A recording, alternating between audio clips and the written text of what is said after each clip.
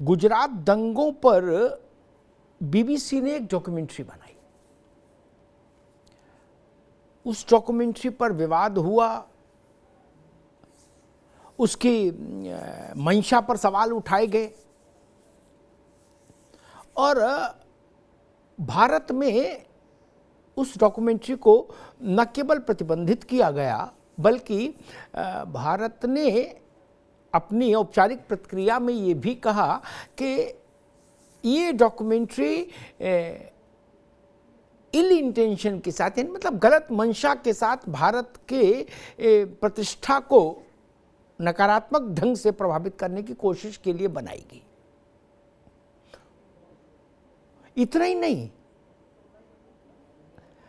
Britain के प्रधानमंत्री ने भी उस डॉक्यूमेंट्री में उद्धृत किए गए, दिखाए गए तथ्यों को से अपने ब्रिटेन को अलग किया, वहाँ की सरकार को अलग किया और ब्रिटेन ने आधिकारिक तौर पर उस डॉक्यूमेंट्री को भारत और ब्रिटेन के संबंधों को खराब करने की कोशिश के तौर पर माना।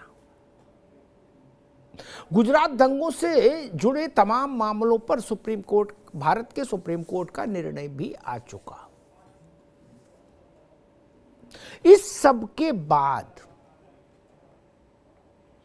भारत में बीबीसी की उस डॉक्यूमेंट्री को लेकर सियासी धमाचौकड़ी मची हुई है। कांग्रेस को लग रहा है कि उसी डॉक्यूमेंट्री की पूंछ पकड़कर वो चुनावी वैतरणी पार कर जाएंगे जैसे। लेकिन इन सबके बीच में ए.के. एंटोनी, कांग्रेस के बहुत बड़े नेता, देश के रक्षा मंत्री रहे, ए.के. एंटोनी के बेटे ने एक ट्वीट कर दिया। वो केरल कांग्रेस में सक्रिय हैं, बड़े नेता रहे। उन्होंने ट्वीट कर दिया कि हमारे आपसी मतभेद हो सकते हैं भारतीय जनता पार्टी से या नरेंद्र मोदी से, लेकिन हम ये अनुमति किसी दूसरे देश की किसी एजेंसी को नहीं दे सकते, न्यूज एजेंसी को, कि वो हमारी संप्रभुता, राष्ट्र की संप्रभुता के साथ खिलवाड़ करे। इतना ट्वीट करना था एंटोनी साहब के लड़के का कि बवाल मच गया कांग्रेस के भीतर। उनसे कहा गया ये ट्वीट वापस करिए, डिलीट करिए। उन्होंने इनकार कर दिया। इतना दबाव पड़ा कि आज सुबह एंटोनी के पुत्र ने कांग्रेस के सभी पदों से इस्तीफा दे दिया। सहिष्णुता का उपदेश देने वाली पार्टी के भीतर सहिष्णुता का कितना है, किस स्तर की सहिष्णुता है, ये आज इस प्रकरण से जाहिर हो गया। आखिर क्या है बीबीसी की डॉक्यूमेंट्री पर उठे विवाद के पीछे की मंशा?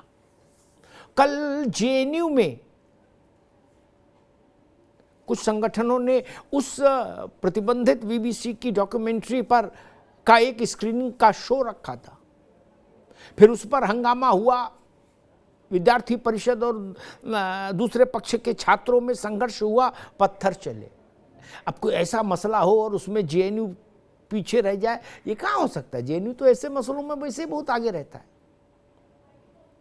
लेकिन लाख टके का सवाल ये कि अचानक से ये गुजरात के दंगों पर डॉक्यूमेंट्री का आना और फिर उस कांग्रेस और कुछ विपक्षी दलों द्वारा उस डॉक्यूमेंट्री को मुद्दा बना के सामने लाना, इसके पीछे की सियासत क्या है?